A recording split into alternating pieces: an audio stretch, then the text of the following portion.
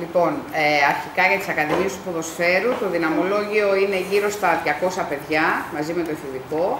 Όσον αφορά τώρα την περσινή χρονιά, το 12-13, στο παιδικό πρωτάθλημα της ΕΠΣ ήταν πρωταθλήτρια η ομάδα του Διαγόρα. Παρένθεση, εδώ ήμασταν η μοναδική ομάδα από τη συγκεκριμένη κατηγορία που πήγαμε Κάρπαθο και Σίμι, παίξαμε τα εκτός έδρας παιχνίδια μας, κανένας άλλος δεν πήγε, δεν ξέρω για ποιο λόγο. Συμμετείχαμε σε ένα τουρνουά με το εφηβικό στην ΚΟ το Μάιο.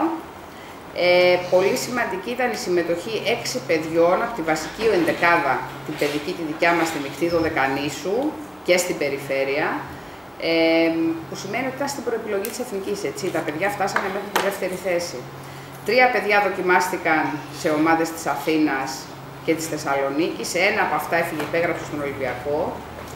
Διοργανώσαμε πέρσι ένα τουρνουά Junior Pro Junior σε συνεργασία με το Oasis του κυρίου Ζούνη. Και πάμε τώρα στην φετινή χρονιά, το 13-14. Το εφηβικό μας ήταν πρωταθλήτρια ομάδα Δωδεκανήσου. 6 από αυτά τα παιδιά αγωνίστηκαν και σε παιχνίδια του Α τοπικού μαζί με την μεγάλη ομάδα ποδοσφαίρου. Έχουν πάει πολλά από αυτά για δοκιμές Ολυμπιακό, ΑΕΚ, Ατρόμητο κτλ. Το παιδικό τερμάτισε πρώτο στον όμιλό του και τώρα συμμετέχουν στα play-off να δούμε τι θα γίνει ανάλογα με τα αποτελέσματα. Η συγκεκριμένη ομάδα του παιδικού είχε συμμετοχή στο τουρνουά στην Πάτρα, έφτασε μέχρι τα ημιτελικά, πήρε την τρίτη θέση γιατί δεν παίξαμε στα ημιτελικά, έπρεπε να φύγουμε και οπότε δεν πήγαμε στο άλλο παιχνίδι.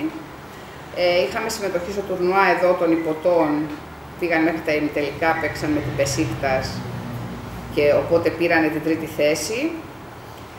Τώρα, στους προπαίδες, οι δικοί μας φέτος κατέβηκαν 2 ομάδες προπαίδων στο τουρνουά της ΕΠΣ, γιατί υπήρχε μεγάλος αριθμός παιδιών, είπαμε οι Ακαδημίες έχουν 200 παιδιά, οπότε κατεβάσαμε 2 ομάδες, η μία ήδη έχει περάσει τα τελικά, περιμένουμε για τη δεύτερη. Στα Junior και εκεί κατεβάσαμε 2 ομάδες στο τουρνουά της ΕΠΣ και στα Pro Junior το ίδιο. Το μεγαλύτερο επίτευγμα βέβαια των Ακαδημιών Ποδοσφαίρου, εκτός από τα παιδιά που έχουν πάει σε ανώτερο επίπεδο, έχουν φύγει σε άλλες ομάδες κτλ., θεωρούμε ότι ήταν το ότι καταφέραμε να πάρουμε από το ΔΟΠΑΡ το γήπεδο που είναι δίπλα στο Καλυπάτηρα, το Χωμάτινο, το οποίο το θέλαν άπαντες, το ζητούσαν πάρα πολύ και ουσιαστικά ο Διαγόρας μετά από 100-110 χρόνια θα έχει γήπεδο δικό του πλέον για τις Ακαδημίες, γιατί ο μεγάλος αριθμός παιδιών δεν μπορούμε να πηγαίνουμε μία στο Χαρακόνερο, στο ΕΑΚ, μία στην Μέγα Βυζαντινής Αποστόλους, μία στο Γλυφητικό. Έχοντας τώρα το γήπεδο και με τη βοήθεια και χορηγών και του σωματείου σαν σωματείο, πιστεύω ότι από του χρόνου θα μπορέσει το γήπεδο να λειτουργήσει κανονικά. Okay. Εμένα το παράπονο μου είναι ότι εδώ και 2 χρόνια ακούγεται συνέχεια στα στάδια ότι ο στίβος του Διαγόρα διαλύεται. Ο στίβος του Διαγόρα δεν διαλύεται. Έχει 140 παιδιά, εκ των οποίων υπάρχουν 3 προπονητές, οι οποίοι είναι πολύ περήφανοι για αυτούς. Είναι η Κάτρη η Κατερίνα, η Μαρία η Παρδαλού και ο Στάδης ο Παπαστάμος.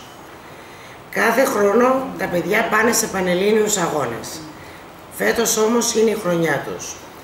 Δηλαδή άμα πάρουμε από τα μπαμπέδες Β, έχουν συνολικά μετάλλια 30 χρυσά, 12 αργύρια και 12 χάλκινα.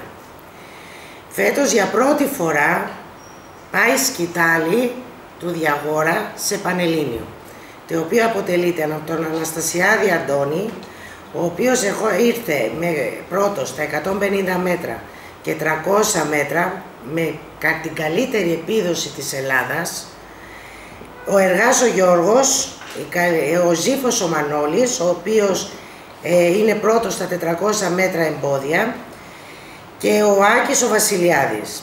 Άλλα παιδιά τα οποία πηγαίνουν φέτος στα Πανελλήνια είναι η Καλλιόπη η Σκαρπέτη στα 1000 μέτρα και που ήρθε και πρώτη κιόλας, η Γκάμιση Ραφαέλα, η οποία στο μήκος πρώτη με 5,38 μέτρα. Είμαι πάρα πολύ περήφανη και για τους προπονητές μου, γιατί ακούνε τα χίλια μυριά, και για τα παιδιά μου αυτά, γιατί πηγαίνουν κανονικά στο στάδιο κάθε μέρα, κάθε ώρα, και έρχονται διάφοροι και τους λένε θα σας διαλύσουμε, θα σας κάνουμε, θα σας δείξουμε. Δεν είναι σωστό αυτό.